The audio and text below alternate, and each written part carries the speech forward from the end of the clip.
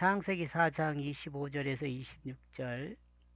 아담이 다시 자기 아내와 동침하매 그가 아들을 낳아 그의 이름을 셋이라 하였으니 이는 하나님이 내게 가인이 죽인 아벨 대신에 다른 씨를 주셨다 함이며, 셋도 아들을 낳고 그의 이름을 에노스라 하였으며 그때 사람들이 비로소 여호와 이름을 불렀더라.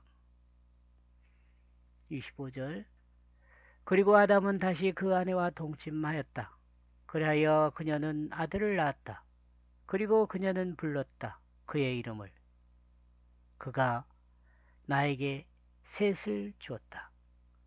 하나님이 가인이 죽인 아벨을 대신하여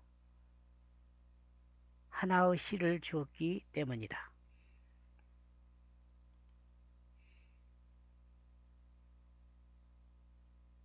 아담은 하와를 통해 가인을 낳고 아벨을 낳았다. 그리고 하와는 한 사람을 하나님 앞에 바로 세웠다라고 말하고 있다. 창세기 4장 1절. 그러나 이 생각은 하와의 생각이다.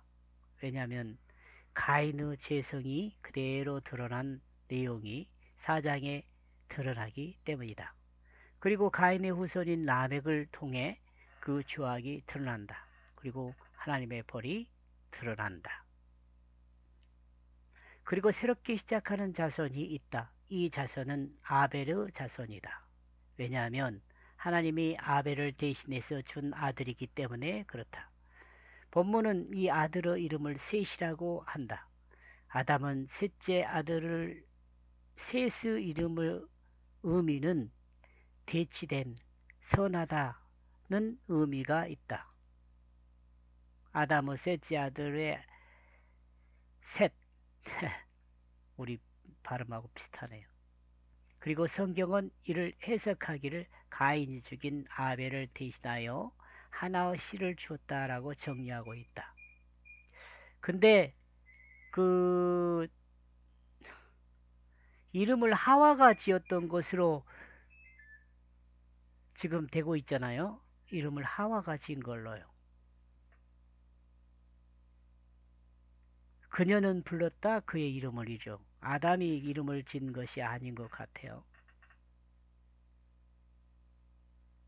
이 점은 언급이 없네요.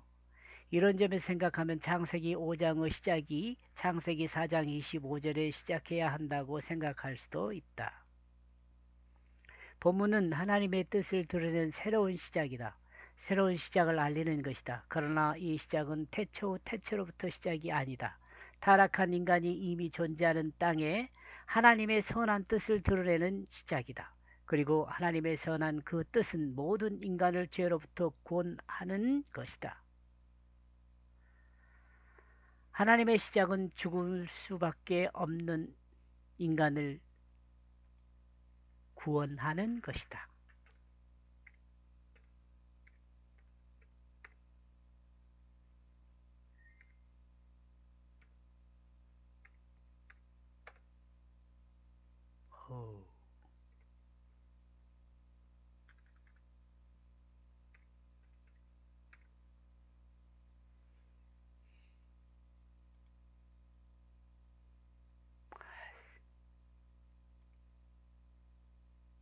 구원,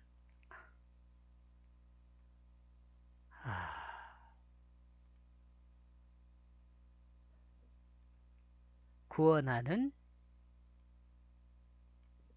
것이다. 26절.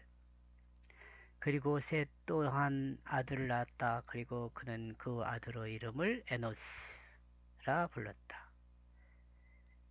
그때 사람이 여호와의 이름을 불렀다.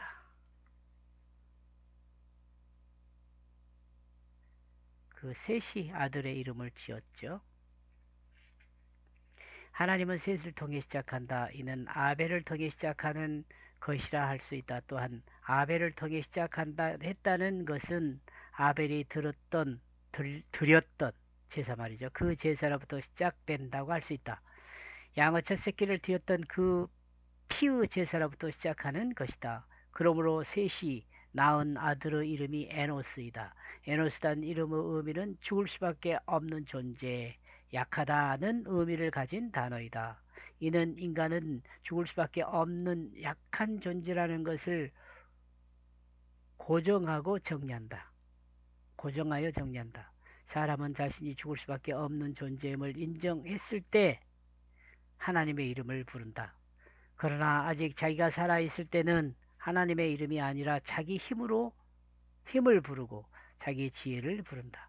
그러나 결국 인간은 하나님의 이름을 부를 수밖에 없다. 이것은 아는 사람은 지혜로운 사람이며 경건한 사람이 될 수 있다. 사람은 130년 만에 하나님의 이름을 부른 것이다. 아마 하나님을 부른 인간의 마음은 하나님 살려주십시오 였을 수 있다. 그러나 인간은 자신이 왜 죽을 수밖에 없는 존재인지 모르는 것 같다. 하나님을 반역한 자신의 잘못을 인정하지 않는다. 사람이. 뭐 요즘 보통 사람이 하나님을 반역했다고 말하면 그 이해할까요? 못할 거라고 나는 생각합니다.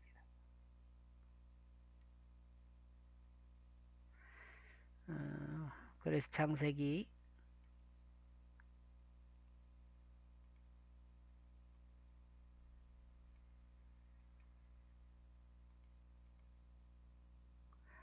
4장 25절 26절은 사람은 죽을 수밖에 없는 존재임을 알고 여호와의 이름을 불렀다입니다. 그리고 창세기 4장은 인간은 죄를 다스리지 못함으로 죽을 수밖에 없는 존재로 여호와를 불렀다라고 정리해 볼 수 있습니다. 인간은 죄를 다스리지 못함으로 죽을 수밖에 없는 존재로 여호와를 불렀다. 4장